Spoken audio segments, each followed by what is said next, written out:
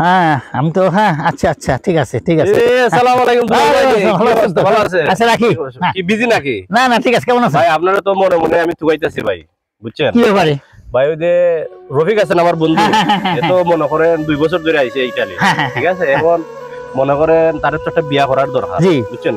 বয়স টয়স হয়ে গেছে, হ্যাঁ ঠিক আছে?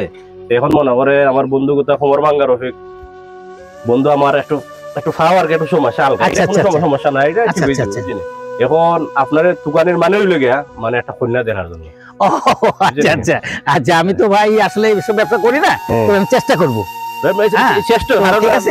আপনার মুরব্বী হিসেবে মনে হয় একটা দায়িত্ব আছে না, মানে ওই দায়িত্ব তো ছেলের আপনার দেশের বাড়ি কোথায় দেশের বাড়ির লেগে মাদারীপুর আর কি। আচ্ছা আচ্ছা ওই যে আচ্ছা শরীরপুর মাদারীপুর আচ্ছা চিনছি তো ইতালিতে আসছে কতদিন হলো উনি 2 বছর হয়েছে।